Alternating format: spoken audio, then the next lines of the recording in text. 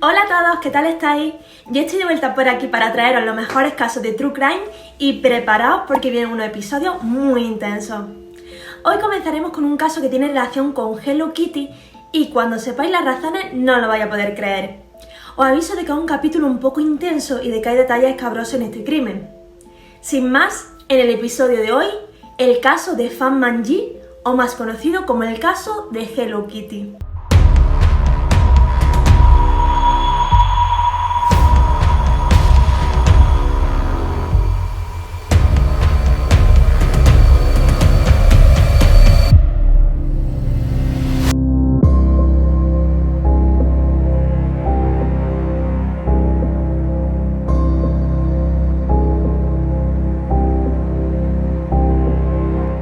Hello Kitty nació sin sonrisa por decisión de su diseñadora, la japonesa Yuki Yamaguchi, quien creyó que no era necesaria. Esta peculiar característica hace que el rostro inexpresivo de la gatita parezca feliz a los ojos de aquellos que sonríen y triste a aquellos que se sienten de esta manera. Según la psicología, esto se debe a que la ausencia de una boca no la vincula con una emoción en particular. Lo que nadie imaginó jamás fue que esta gata de cabeza enorme y lazos rojos se convertiría con el tiempo en uno de los personajes con mayores fanáticos en el mundo. Niñas, niños, adolescentes y adultos se unirían a la fiebre de Hello Kitty, pero no serían los únicos. Miembros de grupos delictivos en China conocidos como triadas hallarían en Hello Kitty algo más que una distracción, ya que para ellos era el sitio perfecto para ocultar restos humanos.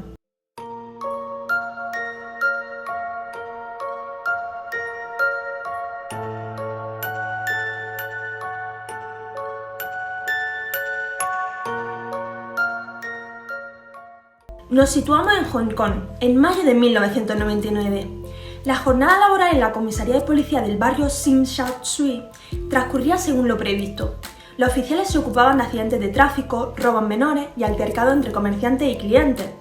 Sin embargo, esta aparente tranquilidad se vio abruptamente interrumpida cuando Ah Fong, una joven de tan solo 14 años, llegó llorando y en estado de shock a la comisaría. Al principio, los oficiales de policía no le dieron mucha credibilidad a la historia de la joven. Según su versión, había acudido a la comisaría porque no podía soportar más noches de pesadillas e insomnio. Cuando le preguntaron la razón de sus desvelos, dijo que se debía a la aparición repetida del fantasma de una mujer que la acusaba de haber participado en su tortura y posterior asesinato hace un año. Los agentes se mostraron escépticos ante tal historia, considerando que se trataba de una invención de la chica, pero fue entonces cuando Ah Fong se ofreció a llevarlo al lugar donde ocurrieron todos los hechos. Lo que encontraron allí fue el testimonio visual de uno de los crímenes más horripilantes en la historia reciente de Hong Kong. Fue un año y medio antes cuando Ah Fong tenía claro lo que quería hacer con su vida, o al menos lo que no quería. Harta de su vida en los suburbios, de unos hermanos mayores extremadamente dominantes y de unos padres con los que discutía día tras día, decidió marcharse de casa en pleno año nuevo lunar. Se dirigió al centro de Hong Kong y de un día para otro dejó atrás todo su pasado y se vio sentada en un restaurante barato con la mente en las nubes, rezando para que alguien llegara y cambiara su suerte. Pero quien apareció, desgraciadamente, fue un excéntrico joven de 18 años con un traje falso de Armani y un exceso de joyas, que se presentó como gángster, aunque su nombre real era Leon Wai-lun. Esa misma noche, Ah Fong y Gángster durmieron juntos y cambió el destino de la chica para siempre. Pero centrémonos en nuestra principal protagonista, Fan Man-ji, que con solo 23 años ya conocía los peores aspectos de la vida. Abandonada por sus padres cuando era niña, su adolescencia y posterior juventud habían sido etapas de alcohol, lujo, violencia y prostitución.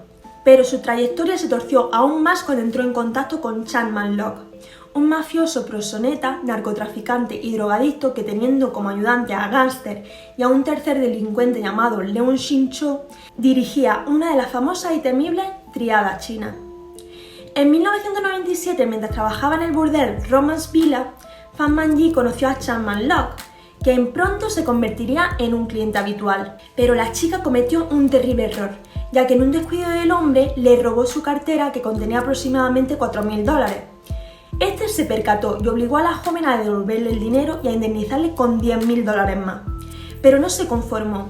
Tras recibir la cantidad inicialmente convenida, acabó exigiéndole el pago de otros $16.000. Fan Manji no pudo pagarlo, y aunque ella no lo supiera, así se selló su muerte. Mientras tanto y paralelamente, Gangster había cometido la torpeza de presentarle a Ah-fong a su jefe, quien automáticamente quedó prendada de la joven y le propuso que se fuera a vivir con él, proposición que ella no dudó en aceptar.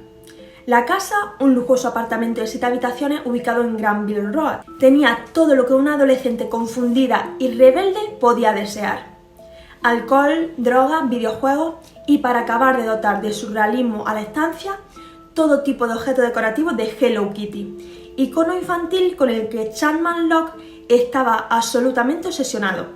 Y es aquí, en este contexto, donde se comienza a fraguar el propósito de Chapman Locke.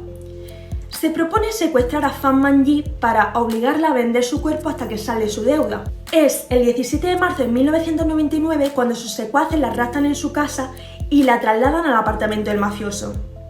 Pero las cosas no fueron según el guión esperado. Los 3 delincuentes, acompañados por la joven Ah-fong, en muchas ocasiones pasaban el día entregados a un absoluto libertinaje y, sobre todo, al consumo descontrolado de todo tipo de sustancias. De este modo, Fan Manji se convirtió en algo más que una prostituta secuestrada a la espera de clientes, ya que cuando los mafiosos se cansaban de todos los tipos de lujos que disponían, procedían a maltratarla y a abusar de ella.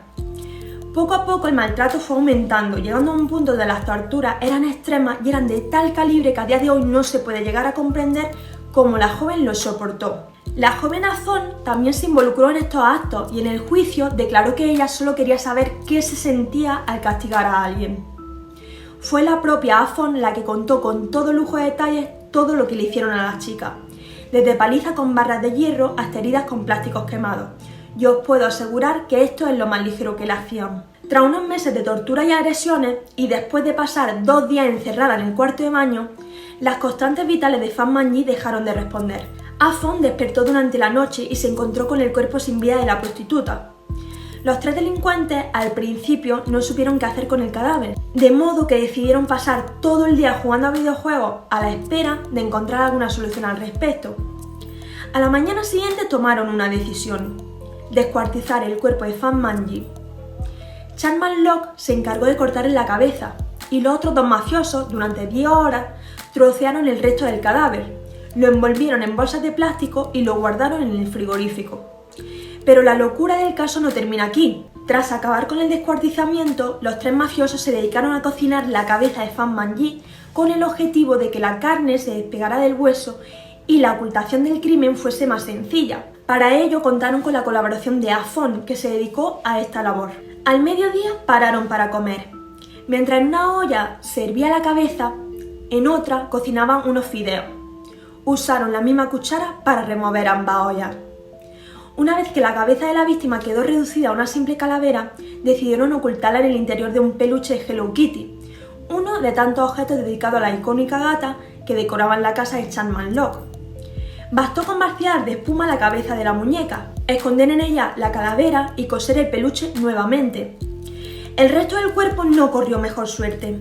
Una parte fue tirada a la basura, los brazos y las piernas fueron echados a unos perros callejeros y, según se supo después, fueron los propios secuestradores quienes comieron el resto de la carne humana que guardaban en la nevera. Cuando la policía llegó al apartamento de Chapman Locke, se topó con un escenario nauseabundo y semiabandonado.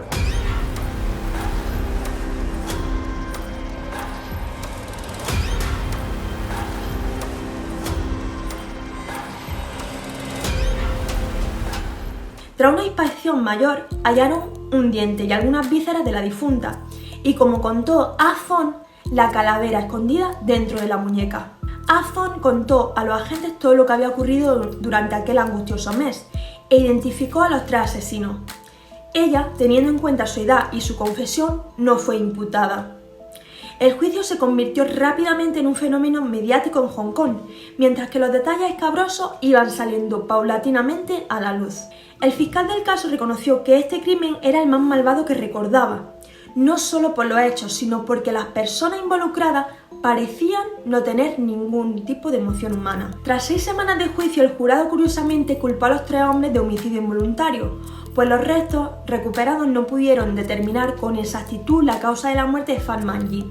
En todo caso, el juez afirmó tras el juicio que nunca un tribunal de Hong Kong había presenciado tal grado de depravación, insensibilidad, brutalidad, violencia y perversión. Lo sentenció a cadena perpetua con posibilidad de libertad condicional transcurrido un mínimo de 20 años de cumplimiento efectivo de la pena. Sin embargo, dada la enorme difusión mediática que tuvo el caso y dada la extrema crueldad con la que actuaron, es bastante probable que los 3 criminales pasen entre rejas el resto de sus días. Ya hasta aquí el caso de hoy.